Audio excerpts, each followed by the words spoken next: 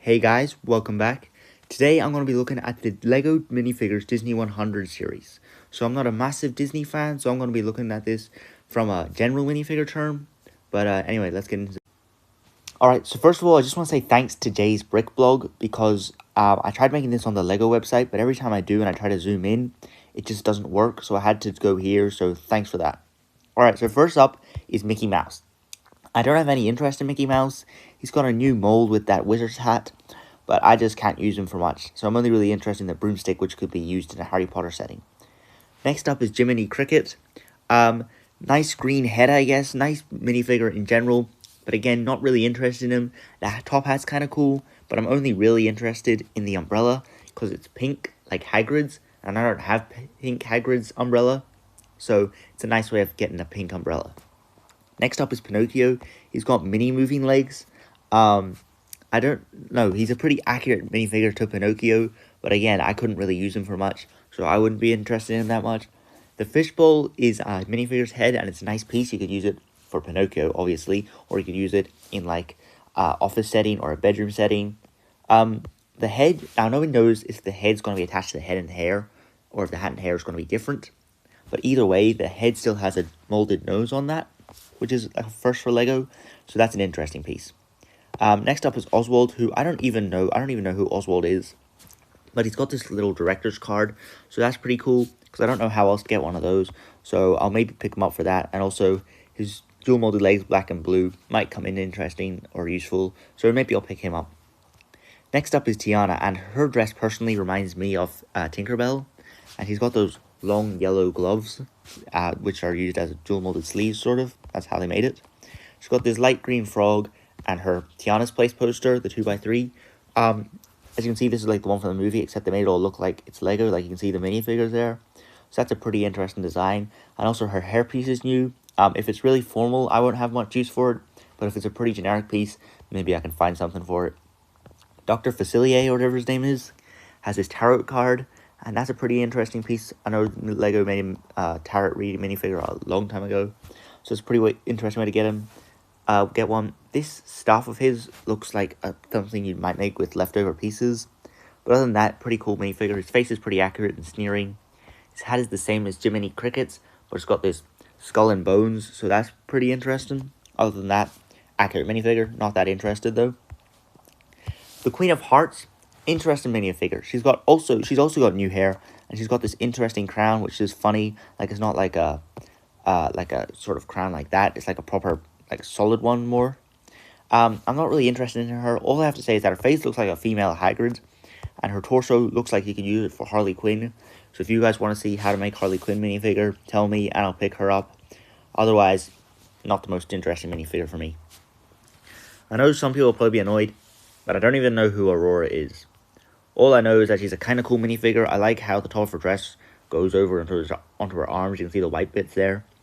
And her hairpiece is kind of nice. It's a bit too la-di-da, but at the same time, it's nice to get another, like a different hairpiece. So, sort of interesting minifigure. Otherwise, I don't know. Not much use for it. Mulan got that rubber hairpiece. Can't really see what it looks like from the back, but from the top it looks a bit strange. But it's still, like, I'm not complaining. I think it's fine. The sword, not like a unique sword, but it's a nice sword to get. Like, that's a pretty cool sword that LEGO makes. The minifigure as a whole, with the dual molded legs and the color scheme, is obviously accurate to the movie, but also just cool in general. I think, that she has a dragon, so that would have been cool as a mold. Like, it's a new piece rather than this little cricket. But all the same, pretty cool minifigure. Ernesto de la Cruz has this guitar here. And it's a pretty generic guitar, I think, except that it has this, like, skull thing with a gold tooth. So that's pretty cool. So that's, like, a really nice detailed piece. And then his legs, that's what's most interesting to me, because, like, if you had a white suit, you could give him these trousers and make it, like, a more formal suit with more la-di-da parts. It got that dual molded hat and hair. So, pretty cool minifigure overall. Maybe not my favorite, but some interesting pieces. Miguel and Dante, as you can see, he has this red hood, which only came in white and maroon before. So that's a nice way to get red, which is more useful than those colors. And this dog's the generic dog piece, but it's nice to have it in dark brown, even if it's got a mad tongue. The mini moving legs in that color of blue I haven't seen before. So kind of useful if you're making, just cool in general. I don't know if his head will have an alternate face print, but it's a nice face print all the same. And he's just got a pretty generic guitar piece. Pocahontas with this new sweeping hair. It's accurate to her, but I don't know who else I could use it for. So I don't think I'll pick her up. The leaves remind me of the Lord of the Rings set, if you know what I mean.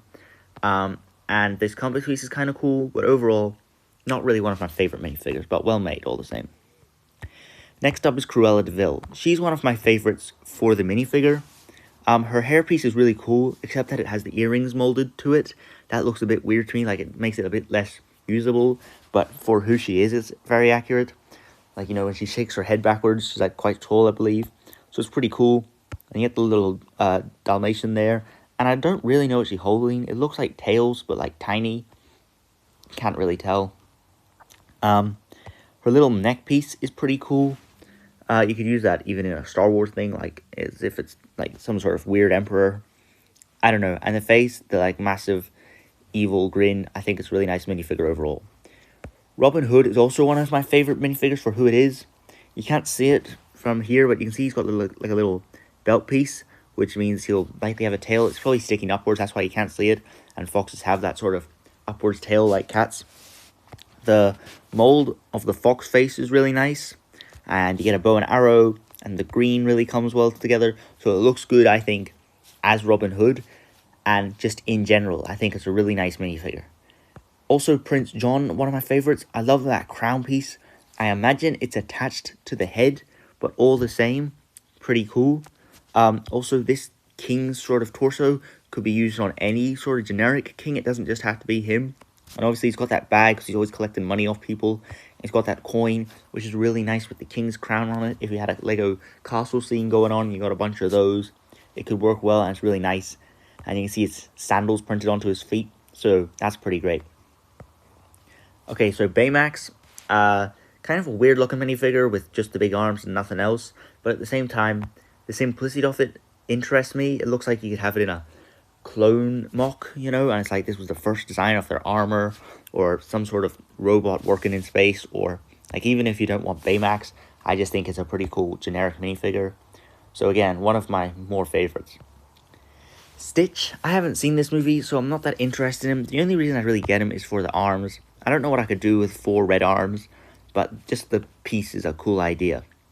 He's also got these mini red legs with his toes sticking out, so that's pretty cool. I think it came out pretty well for him. And he's got these 2 yellow blasters, which are pretty, look like toys, you know what I mean? So that'd be useful in a lot of kids' situations. So yeah, overall, kind of cool minifigure. Last one is the Queen. I think she's from Snow White. I can see that crown piece. It looks like it will click onto a head, like hair or a hat. So that's pretty cool. That's much more usable than other crowns that just stick into the hair. Also, the cape seems to be red and black on the outside. So that's always usable to have a double colored cape. Her like torso and dress piece looks nice. I like how the red belt goes down all the way to her like feet. And the big ruby cartoony sort of necklace. And my favorite part is probably the face. Because to me it looks like she's wearing like a sort of balaclava thing. And, you know, you make a stormtrooper as if she's ripped off her helmet. And the makeup could be, like, bruises and she's, like, exhausted. So, yeah, I think that's a pretty cool minifigure. And also the talking mirror. They made the face a minifigure head. So that's really cool. And the evil cackle of it. It looks, like, spooky but also cool. And then you can see there's snakes around the edge of it. So really quite detailed. So, yeah, that's them all there. My favorites would probably be Prince John, Baymax, Miguel, and Cruella. But they've all got their quirks to them, so I mean, if I got them all, I wouldn't be complaining. If you want to see a review with the actual bags themselves, tell me, and I'll get onto that. Also, apparently, this is the last series of blind bags before LEGO moves on to boxes. So anyway, tell me who your favorite is. Thanks for watching, and I'll see you.